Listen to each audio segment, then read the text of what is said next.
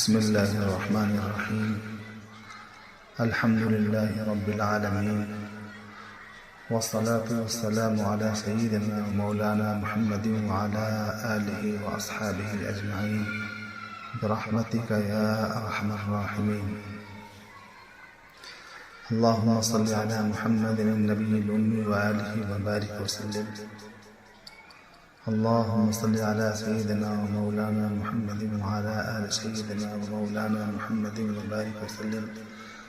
اللهم صل على محمد بعدد من صلى عليه، وصل على محمد بعدد من لم يصل عليه، وصل على محمد كما تحب وترضى بأن تصلى عليه، وصل على محمد كما ينبغي الصلاة عليه، وصل على محمد كما أمرتنا بالصلاة عليه.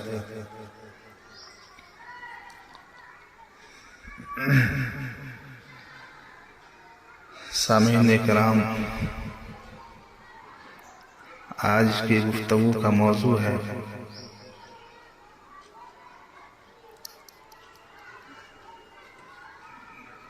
دین اور عقل.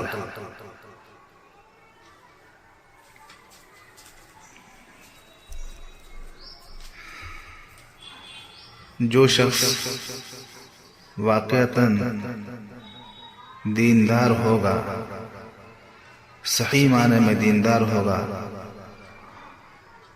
اس کی عقل بھی صحیح ہوگی.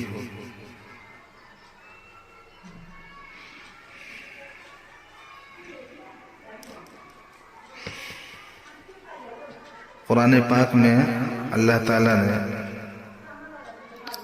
فرمایا ان فی خلق السماوات والارض واختلاف اللیل والنہار لآیات لأولی الالباب الذین یذکرون اللہ قیاما وقعودا وعلی جنوبهم ویتفکرون فی خلق السماوات والارض. اس آیت پاک میں اللہ تبارک و تعالی نے ان حضرات کو جن کا اللہ سے صحیح تعلق ہوتا ہے اور ہمیشہ جن کو حضوری کی دولت حاصل ہوتی ہے، ذکر اللہ سے اور اللہ کی یاد سے اور اللہ کی محبت سے سرشار رہتے ہیں، وہی حضرات اہل عقل ہوتے ہیں اللہ کی نگاہ میں. اس سلسلے میں حضرت حکیم الامت مولانا اشرف علی تھانوی رحمۃ اللہ علیہ نے ایک ملفوظ بیان فرمایا، حاضر خدمت ہے. فرمایا حضرت حکیم الامت نے جس شخص میں دو صفتیں ہوں گی، دین اور عقل کی، وہ ہمیشہ غالب رہے گا.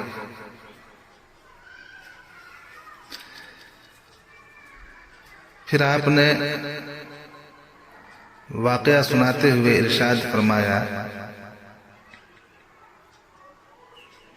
ایک بار ہرقل کے دربار میں سفیر اسلام آیا.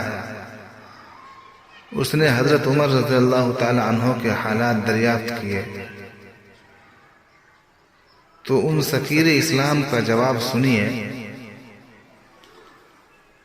فرماتے ہیں کہ ہمارے امیر المؤمنین کا مختصر حال یہ ہے کہ لا یخدع ولا یخدع. ہرقل ان جملوں کو سن کر ششدر اور حیران رہ گیا اور دربار عام میں یہ بات کہی کہ ان کے خلیفہ وقت میں یہ دو صفتیں ہیں کہ نہ کسی کو دھوکہ دیتے ہیں، جو دلیل ہے ان کے دین کی، جو دلیل ہے ان کے دین کی، نہ کسی کے دھوکہ میں آتے ہیں، جو دلیل ہے ان کی عقل کی۔ سو جس میں یہ دو باتیں جمع ہوں گی، ساری دنیا اس کا مقابلہ نہیں کر سکے گی۔ غور فرمائیے، کیا ہم لوگ حضرت تھانوی رحمۃ اللہ علیہ کے بتائے ہوئے اس ارشاد اور فرمان کی روشنی میں اپنی زندگی گزار رہے ہیں؟ کیا ہم واقعتاً دیندار ہیں؟ کیا ہم واقعتاً عقل مند ہیں؟ ہم میں سے ہر شخص اپنا فیصلہ خود ہی کر سکتا ہے۔ یہ جملہ کافی ہے کہ لا یخدع ولا یخدع، کہ مومن نہ تو دھوکہ دیتا ہے اور نہ دھوکہ کھاتا ہے۔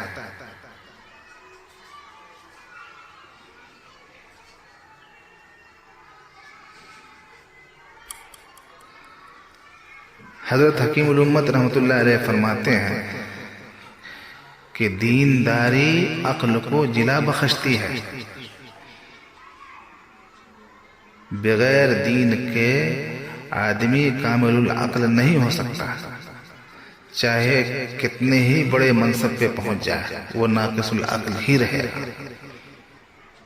انبیاء ایسے کامل العقل اور کامل الدین بھیجے گئے کہ ارسطو، افلاطون، جالینوس بھی ان کے سامنے گردن جھکا کر بیٹھ جائے۔ اگر اہل ایمان میں دین راسخ ہو جائے تو ان کی عقل کو جلا ہو اور پھر ہر مقام پر ان کو تفوق اور عظمت حاصل ہو۔ مگر افسوس کی بات یہ ہے کہ اس کی طرف لوگ آتے ہی نہیں۔ ہر ایک نے ایک نیا دین تراش رکھا ہے۔ دین حقیقی وہی ہے جو نبی پاک صلی اللہ علیہ وسلم نے ہمیں بتایا، اور صحابہ اکرام نے، اور صحابہ اکرام کے اتباع کرنے والے تابعین اور تبع تابعین حضرات نے۔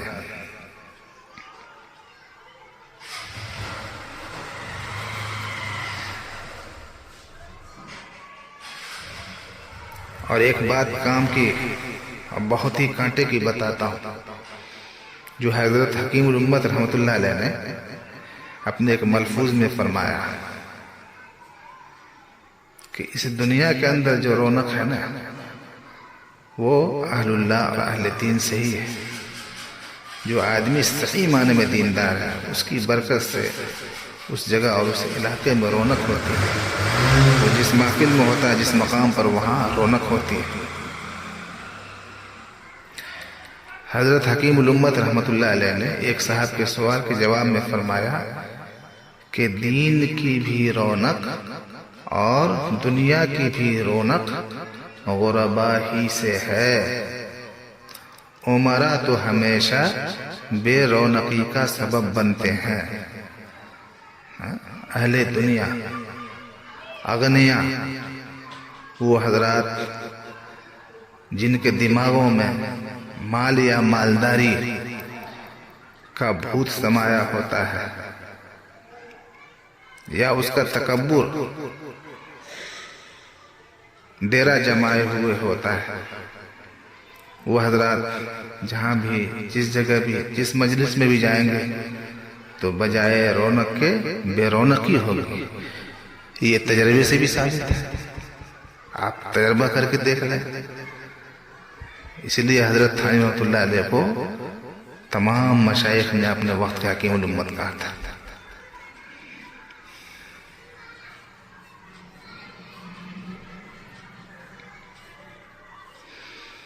تکبر بہت خراب مرض ہے۔ اللہ تبارک و تعالی ہم سبوں کو اس مرض سے محفوظ فرمائے۔ متکبر آدمی کی عقل خراب ہو جاتی ہے.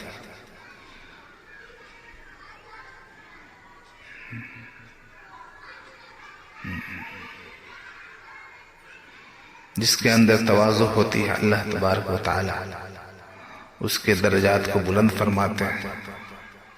اور اسلام کی یہی تعلیم ہے کہ ہم آپس میں تکبر اختیار کرنے کے بجائے اظہار تواضع کریں، ایک دوسرے کا لحاظ کریں، خلوص اور محبت سے پیش آئیں. اپنے بھائی کی، اپنے پڑوسی کی اور اپنے رشتہ دار اور جاننے والوں کی زیادہ سے زیادہ رعایت کریں.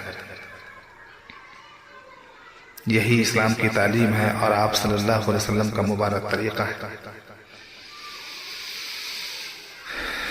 حضرت حکیم الامت رحمۃ اللہ علیہ نے ایک سلسلے گفتگو میں فرمایا کہ دوسری قوموں کا جہاں تک صدیوں کے بعد ذہن پہنچ رہا ہے وہ اسلام کا بالکل اول سبق ہے.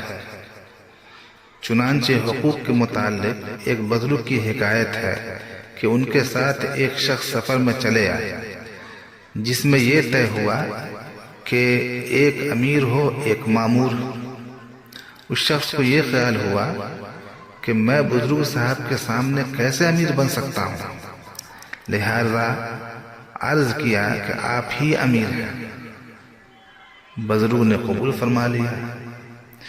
ایک مقام پر پہنچ کر خیمہ گاڑنے کی ضرورت ہوئی. بزرگ صاحب نے اپنے ہاتھ سے خیمہ لگانا شروع کیا. یہ شخص بولا کہ حضرت میں اس کام کو انجام دوں گا.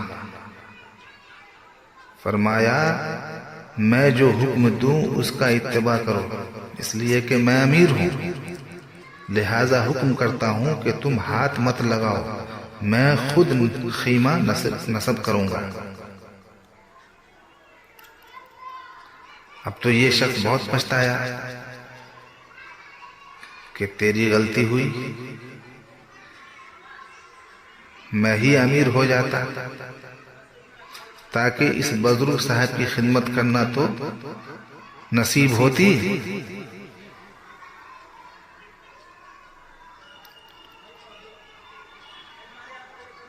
یہ رعایت ہوتی ہے، اس سے سبق لیا جائے.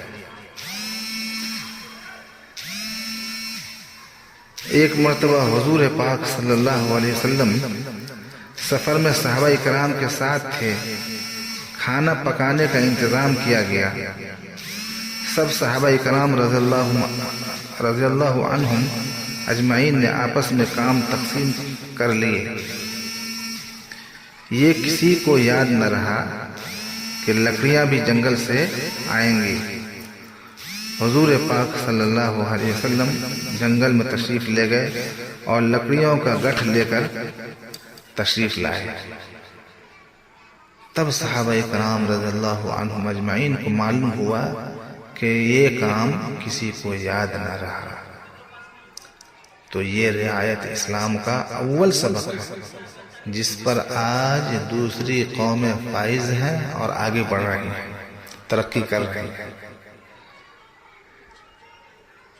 اللہ تبارک و تعالی ہم سبوں کو نبی پاک صلی اللہ علیہ وسلم بتائے ہوئے مبارک طریقوں کو اپنانے کی توفیق عطا فرمائے اور اپنے مشائخ و اسلاف کی قدر اور ان کی روش کو اور ان کے بتائے ہوئے علوم و معارف کو عملی زندگی میں لانے کی توفیق عطا فرمائے اور ہم سبوں کے لیے ہدایت کے راستے کھول دے. آمین یا رب العالمین. وصلی اللہ وسلم علی سیدنا محمد وعلی آلہ ورحمۃ اللہ.